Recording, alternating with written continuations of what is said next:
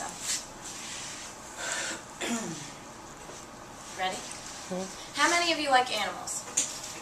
Yeah, I agree with you. I like animals too. They're great, especially pets. They're used to give companions to yourself at home when you're lonely. If you're a senior, you have a cozy pet. If you're a widower, whatever. Also, pets are also known for making patients, such as cancer patients or people who have terminal illnesses, they're known for making them feel better. How many of you have pets at home? Do you guys spay and neuter your animals?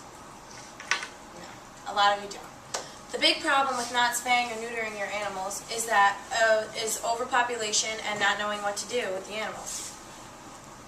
Last summer, my friends had 2 dogs that were not spayed or neutered, and the 2 dogs, in the heat of the summer or whatever, got out of their cages and mated. Not only did Romeo get Juliet pregnant, that was the name of the dogs, but Juliet had 11 puppies. Usually dogs have 5 to 7, but she had a big litter. So when she was pregnant, we were trying to think, what do we do? Like, I can't believe we didn't get her spayed or neutered because now we're stuck with this big mess. We want to find homes for the puppies, but we don't know who's gonna want 11 puppies is a lot of homes to try and find. So we searched, we set out applications, all that, and we found great homes for the puppies, luckily, but a lot of times when people run into the same situation, people can't afford the animals that they have in the first place, so when the animals get pregnant, they don't know what to do with the litter. A lot of times people come to the solution where they think that they can just dump them on the street or dump them in kennels. When you dump animals on the street, obviously, they're left to die. Most animals need to stay with their mothers up to 6 months. And when you dump animals fresh out of being born, most likely they're going to die and not be able to fend for themselves. Another big problem with just dumping them in kennels is overpopulation of kennels. People will adopt an animal, and even if it is spayed or neutered, they'll dump it back into the kennel because they can't properly take care of it, they can't give it full attention that it needs, they can't support the food, whatever it may be. Now, a big thing that's wrong with kennels is the euthanasia rates. Because they can't properly find homes for these animals, they have to kill them. Although that is a drastic resolution, it's not a resolution at all. You shouldn't be killing animals. But a way that we can prevent that is for spaying and neutering our pets. Now, how many of you think these dogs are cute? That's a picture of you. Oh, my God. Was that a trick question? No. You'll know when you see. You'll understand.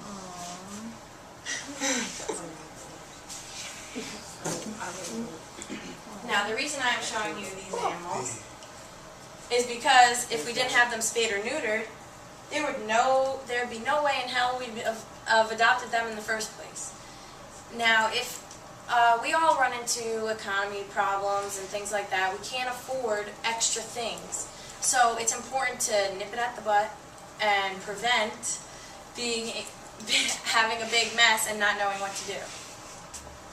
Another thing that you can do to prevent running into these errors is wait until you guys are ready.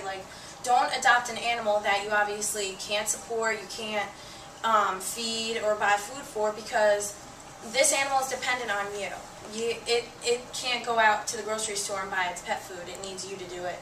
And especially if you don't have enough money to get them spayed and neutered, you can have a whole lot more mouths to feed. And I know nobody wants to run into that.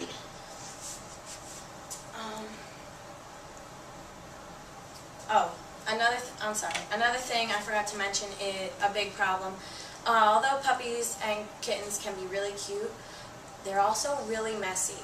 They take more attention and time than a newborn infant, honestly, because a newborn infant will sit there and it will cry, you have to tend to it, but puppies walk as soon as they're born. They're walking around, running, and when they start getting bigger, they're starting to make huger messes.